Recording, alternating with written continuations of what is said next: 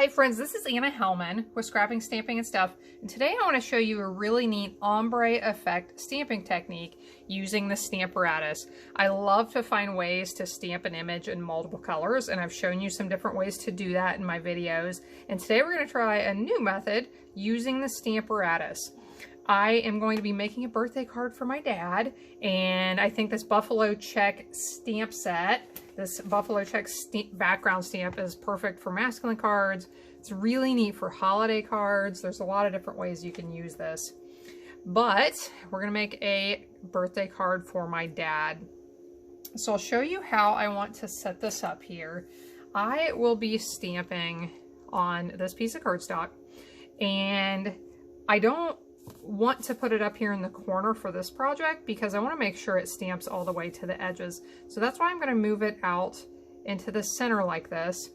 And I am going to tape this down. I can't use a magnet because then I wouldn't be able to stamp the full piece.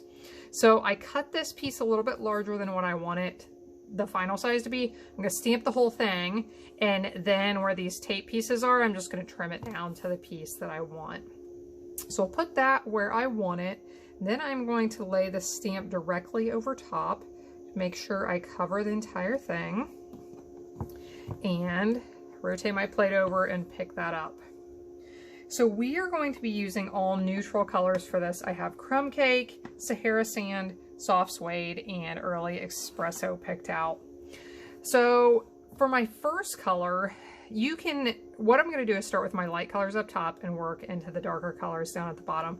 It's up to you if you want to stamp the whole thing with your lighter color or if you only want to do the top. I'm going to go ahead and stamp this whole thing with my light color, the Sahara sand. And these big stamps, you want to give them a good press all over, and I really like that. So now I'm not going to worry, there's a little bit of ink left on there, but as I move into my darker colors, I'm not worried if there's a little bit of lighter ink still on there. So now I'm going to ink with my crumb cake, starting at the bottom and moving my way up. And when I get up here towards the top, I'm going to use a really light touch, and then I'm going to come back in with a sponge and go over that a little bit in that transition area to help soften that edge. And I want to make sure I do have my grid paper here. I want to make sure that grid paper is pushed up into the corner like it was at the beginning so that everything is in the same place it should be. And I'm going to stamp again. So it got a little bit darker here. You don't notice a big difference. But now we're going to start to notice more of a difference with this next color. So here I have the soft suede, and I'll go up about half. Again, I'm going to use a sponge to soften this a little bit. You can soften this as much as you want to. You can blend it around a little bit if you want. And we'll stamp with this one. There, we're starting to get that darker color. And now let's bring in our early espresso just here on the bottom section.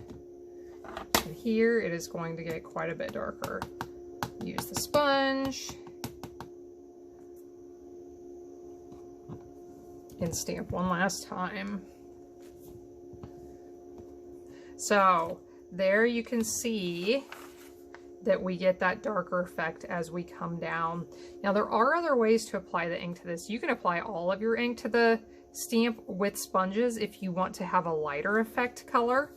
But as you saw, the example I showed today was to apply the ink directly with your ink pads.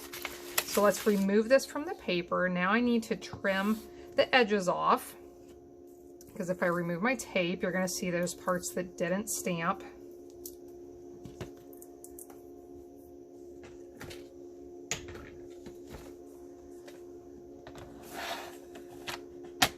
So I want to trim this down to about 2 3/4 inches wide. So first I'm just going to trim this edge off.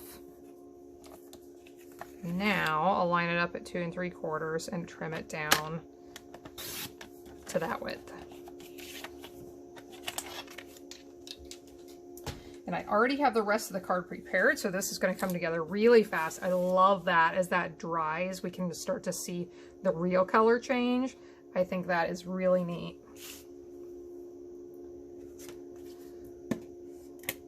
So the designer paper I already have on the card is from our In Good Taste designer paper pack. It's a really neat one with natural colors all throughout. Wood grains and tiles and textiles and just some really neat neutral colored papers. Have my greeting already prepared here. I'm going to stick on right down here on this side. And we have a simple card that came together pretty quickly with that really neat ombre effect stamping technique with the Stamparatus. So thanks for joining in today. I hope you can try this out. If you do, share pictures. Let me know how it goes. I really like to see what you're creating out there. You can get more ideas and inspiration on my blog at scrappingstampingandstuff.com. And you can come back next time and see what we're going to create then. Hope you have a wonderful day. We'll see you again next time.